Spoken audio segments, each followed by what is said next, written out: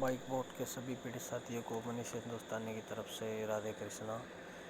आज जन्माष्टमी के दिन हम सभी बाइक बोट पीड़ितों को एक बहुत अच्छा संदेश मिला है।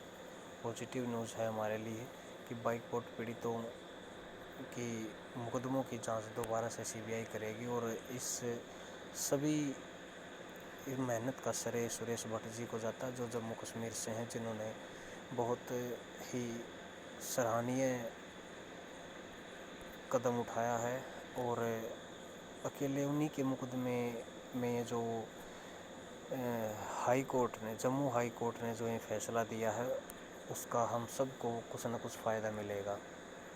जितने भी हमारे पीड़ित भाई हैं वो सतर्क हो जाएं और इस फैसले का, जम्मू कश्मीर हाई कोर्ट के इस फैसले का फ़ायदा उठाएं, अपने अपने हाई कोर्ट में जाएं इस आदेश को लेकर और अपने मुकदमों में भी इस तरह के आदेश जारी करवाएं।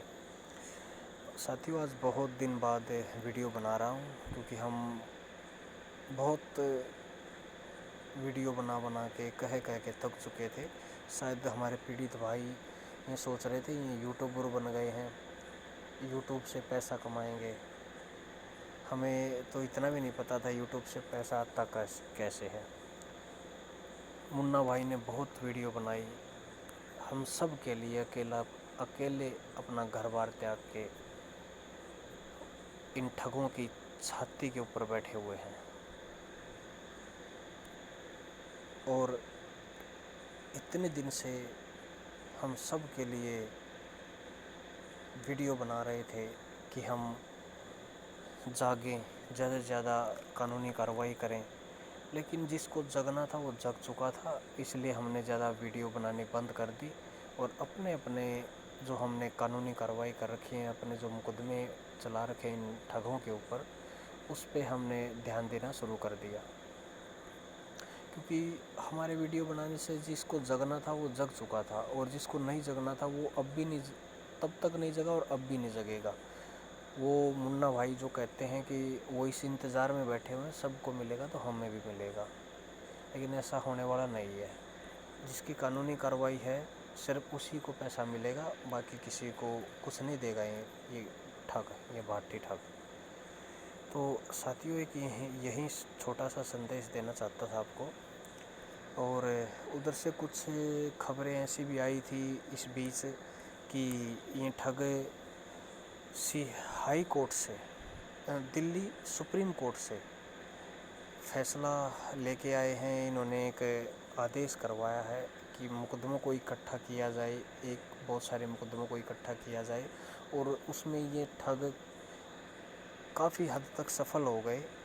और उसमें सफलता तो इनको मिल नहीं थी क्योंकि हम इकट्ठे नहीं हैं, एकजुट नहीं हैं। जब तक एक समझदार इंसान ने कहा है कि जो भारत का कानून है वो मकड़ी के जाले की तरह है, जिसके अंदर छोटे मोटे कीट पतंगे और गरीब आदमी, मिडिल क्लास वर्ग, ये उलझ के मर जाता है, फंसा रहता है। लेकिन एक बड़ा पैसे वाला इंसान, एक जैसे बड़ा जानवर, उसको फाड़ के निकल जाता है, कोई कुछ नहीं उखाड़ पाता उसका। जिस तरह से भाटी को सुप्रीम कोर्ट ने संरक्षण दिया है, जो उसको ये राहत दी है इतने मुकदमों को एक जगह इकट्ठा करने का, ताकि वो जो आज तक करता आया है शासन प्रशासन को पैसा खिला के बचता आया है, अगर ऐसा नहीं है तो शासन प्रशासन ने आज तक पीड़ितों के लिए उनका पैसा वापस देने के लिए क्या कदम उठाया है। बस यही था साथियों, बहुत सारे सवाल हैं। अगर हाई कोर्ट ने, और कुछ ठग बाहर भी आ चुके हैं जेल से, बहुत अच्छी बात है, हमें कोई मतलब नहीं है इनको बाहर निकालो या कुछ करो, लेकिन पीड़ितों की तरफ से अगर कोई पीड़ित कोर्ट में पहुंच नहीं रहा, इन ठगों के ऊपर इतने मुकदमे हैं, सरकारी वकील भी तो होता होगा, अगर कोई पीड़ित नहीं पहुंच रहा तो जांच एजेंसियां क्या कर रही हैं, झक मार रही हैं क्या वो? जो इतने दिन से जांच में जुटी हुई हैं, इतने एविडेंस इकट्ठे किए हैं इन ठगों से उन्होंने, तो क्या उसका काम नहीं था सुप्रीम कोर्ट में खड़ा होने का, ईओडब्ल्यू का, एसआईटी का, ईडी का, सीबीआई का, जो भी जांच एजेंसियां, इतनी जांच एजेंसियां इस घोटाले की, भारतवर्ष का आज तक का सबसे बड़ा घोटाला, 42,000 करोड़ का घोटाला, ठगी कांड, एक चुनिंदा ठगों के ग्रुप ने 5 लाख लोगों को लूट के रख दिया, उनके 5 लाख परिवारों को बर्बाद कर दिया। तो क्या ये जो जांच एजेंसियां, इतनी जांच एजेंसियां जांच कर रही हैं, तो क्या उनका मकसद या उनकी जिम्मेवारी नहीं थी कि कोर्ट में खड़े होकर इनको जमानत ना लेने दें, इन मुकदमों को इकट्ठा ना करने दें, और इकट्ठे करने थे तो सीबीआई में होते हैं सारे मुकदमे इकट्ठे, ये ईओडब्ल्यू में क्यों भेजे? सीबीआई में करो, वहाँ पे हमारे मुकदमों की जांच करो। ये बहुत गलत आदेश दिया है सुप्रीम कोर्ट ने, हम सीधा ललकार रहे हैं। और भाइयों, मामला बहुत ठंडा पड़ा हुआ है, फ़ायदा इसी में है, कुछ न कुछ गरम करो। अगर हम हो हल्ला नहीं मचाएंगे, न्याय आज के दिन मांगने से नहीं मिलता, न्याय आज के दिन छीनना पड़ता है, कोई नहीं देता। बाटी भी तो छीन के लाया है, कुछ मुकदमे में बेल ले रखी है उसने, और कुछ दिन में बाहर भी आ जाएगा, सीधा चैलेंज करता है वो भी एक वकील से, हमारे पीड़ित भाई से बात करते हुए वो सीधा चैलेंज करता है कि मेरे पास अगर पैसे होते तो आज तक मैं बाहर निकल चुका होता। मतलब पैसे के दम पे उस कानून को भी खरीद लेगा, सीधा ललकार रखा है उसने। तो बस यही गुजारिश है हमारे पीड़ित भाइयों से मेरी, एक काम कर लो भाइयों, अगर कोई पीड़ित भाई जिसने एफआईआर दर्ज नहीं करवाई है, कैसे भी करके महीने 2 महीने में एक नई एफआईआर दर्ज करवाते रहो, और उसको सोशल मीडिया पे डालते रहो कि बाइकबोट घोटाले में एक और नई एफआईआर दर्ज हुई है। इस तरह से करते रहेंगे तो इन ठगों को बाहर निकलने में बहुत अड़चन आएगी। हमें इन ठगों को बाहर नहीं निकलने देना साथियों। अगर ये ठग बाहर आ गए तो फिर थोड़ा बहुत मुश्किल हो जाएगा पैसा मिलना। जब तक ये ठग जेल के अंदर है तब तक कुछ उम्मीद है कि हाँ पैसा मिलेगा। तो कोई ना कोई कहीं भी किसी भी स्टेट में नई एफआईआर दर्ज करवाओ। खासकर अगर कोई उत्तर प्रदेश का हमारा साथी है, एफआईआर दर्ज नहीं करवा पाया आज तक, तो वो कैसे भी करके अपनी एफआईआर दर्ज करवाए। या फिर अगर वो एफआईआर दर्ज उसकी नहीं हो पा रही है तो मुन्ना भाई से संपर्क करें। और भी हमारे बहुत सारे पीड़ित साथी हैं। फरीदाबाद से वकील साहब हमारे बहुत मेहनत कर रहे हैं।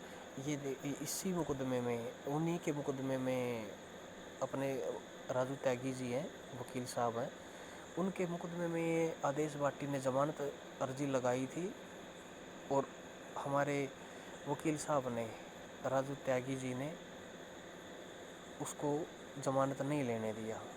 इस तरह से हम अपने मुकदमे में पैरवी करेंगे, खड़े होके, या खुद खड़े हों या अपने किसी भरोसेमंद वकील को खड़ा करें, और इनको इस तरह से ज़मानतें नहीं लेने देंगे और जेल के अंदर सड़ाएंगे इनको, तब तो उम्मीद बनती रहेगी कुछ न कुछ पैसा मिलने की। तो साथियों, एक बहुत इम्पोर्टेंट बात है ये कि नई एफआईआर दर्ज करवाते रहो महीने 2 महीने में, कोई एक इस तरह से अलग अलग स्टेट में, खासकर उत्तर प्रदेश में हो तो और अच्छी बात है। तो ठीक है साथियों, अब आदत से छूट गई थी, आज पता नहीं 6 महीने में या फिर पता नहीं साल में ही शायद वीडियो डाल रहा हूँ आज बना के मैं, क्योंकि हौसला टूट गया था। बहुत कुछ सोचा था कि यूट्यूब चैनल बनाया है, कोई हमारा सोशल मीडिया पे या कोई न्यूज़ चैनल हमारी आवाज़ नहीं उठा रहा था, इसलिए हम खुद इन जांच एजेंसियों के पास जाएंगे, अधिकारियों के पास जाएंगे, उनसे जवाब मांगेंगे कि इस मुकदमे में अब तक आपने इस बाइक पोर्ट ठगी कांड में आपने अब तक क्या किया है पीड़ितों का पैसा वापस दिलाने के लिए। लेकिन नहीं हो पाया।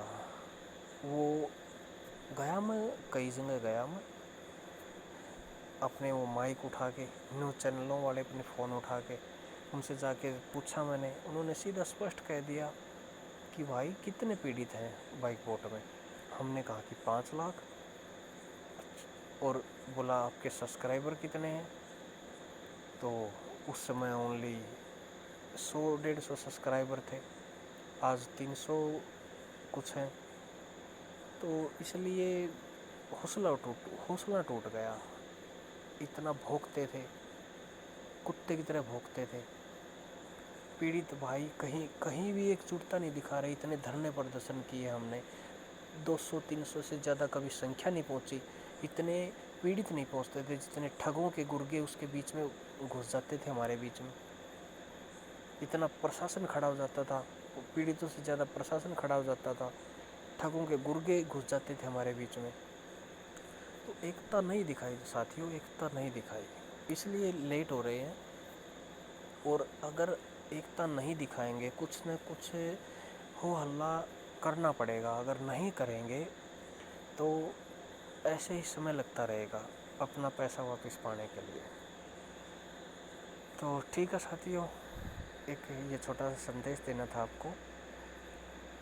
करवाओ ज़्यादा से ज़्यादा कानूनी कार्रवाई करो, FIR दर्ज करवाओ ज़्यादा से ज़्यादा अपनी। और बस यही संदेश दे के आपको मैं विदा चाहता हूँ। धन्यवाद साथियों, नमस्कार।